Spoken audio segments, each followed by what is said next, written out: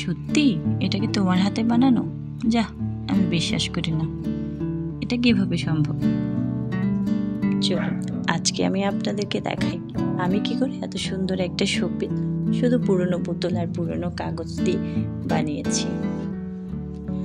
আসসালামু আলাইকুম এভরিওয়ান, কুটুম পাখিদের সবাইকে স্বাগতম। বেশ কয়েকদিন আগে ফেসবুক স্ক্রল করতে করতে হঠাৎ করে ফেকে পান্ডার শোপিসের ছবিটা আমার সামনে আসলো। খুব সুন্দর লাগছিল। ভাবলাম কেন না আমি এটাকে রিক্রিয়েট করি। যে ভাবনা সেই কাজ, পারবো কি পারবো না করতে করতে বসে গেলাম বানানোর জন্য। আমার হাতের কাছে ছিল পেপার ক্লে, ওটা দিয়ে আমি ট্রাই করলাম। আলহামদুলিল্লাহ একদিনের মধ্যেই আমি পান্ডাটাকে বানাতে পেরেছিলাম। বানানোর পর আলহামদুলিল্লাহ বলেছি কেন জানেন? কারণ এত পারফেক্ট হয়েছিল, কোথাও একটুখানি খুঁত ছিল না। তাই আলহামদুলিল্লাহ ছাড়া আর কিছুই আমার সামনে আসেনি। যাই হোক, পেপার ক্লেগুলো আমি কি করে বানাই সেটার ভিডিও আপনাদেরকে অন্য একদিন শেয়ার করব। আর যদি আপনারা আমার কাছে জানতে চান যে পেপার ক্লে আমি কি করে বানাই, তাহলে অবশ্যই কমেন্ট করে জানাবেন। আর আমি এটাকে কমপ্লিট করার পর রোদে শুকিয়েছিলাম। রোদে শুকালে সেটা এত হার্ড হয়ে যায়, সেটাকে সহজে ভাঙা যায় না। এমনিতে অন্য অন্য ক্লেগুলোতে কাজ ভেঙে যাওয়ার সম্ভাবনা থাকে খুব বেশি, কিন্তু পেপার ক্লেটা এত সহজে ভাঙে না। আর হচ্ছে যে আমার পেপার ক্লে দিয়ে কাজ করতে খুবই ভালো লাগে। আমি এটাকে মাটির মতো একটা শেপ দিতে পারি, যেমন ইচ্ছা তেমন।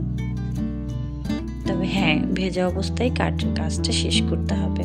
শুকিয়ে গেলে এটা দিয়ে আর কোনো কাজ করা যাবে না। সুবিধা আসলে অসম্ভব বলে কিছু নেই, চেষ্টা করলে সব কিছুই পারা যায়। একটু আগে বা পরে সফলতা আসবে।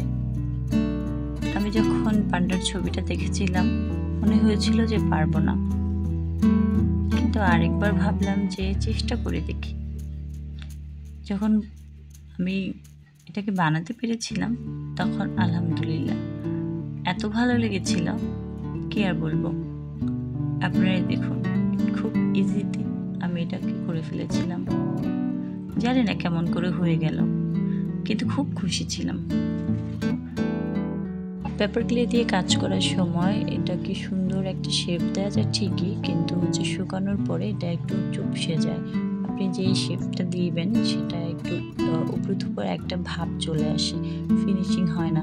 তাই ভেজা অবস্থাতে এটাকে খুব সুন্দর করে ফিনিশিং করতে হবে, যেন শুকানোর পরে আপনার উপর ভাবটা না থাকে। যদি থেকে যায় তাহলে কিছুই করার থাকবে না, তখন আর সিরিজ কাগজ দিয়ে ঘষার পরেও অতটা ফিনিশিং দেওয়া যায় না। তো এটাতে আমাকে একটু কষ্ট করতে হয়েছিল। আমাকে আরও অনেক এটাকে ফিনিশিং করতে আমাকে খুব অনেক কিছু ইউজ করতে হয়েছিল। আমি পরবর্তী ধাপে আপনাদেরকে এটাকে দেখাবো, তো ততক্ষণ আপনারা অবশ্যই আমার সাথে থাকবেন। আর হচ্ছে যে এটাকে কড়া রোদে শুকাতে হবে। আমার এটা শুকাতে 3-4 দিন লেগেছিল, যেহেতু রোদ অতটা ছিল না আমার ওখানে, তো একটু কষ্টই হয়েছিল রোদে শুকাতে। যাই হোক, কষ্ট যতই হোক, বানানোর পর যখন ফাইনাল লুক এটার এত সুন্দর, আমার সব কষ্ট সার্থক। সত্যি আমি এত সুন্দর বানাতে পারবো এটা আমি কখনো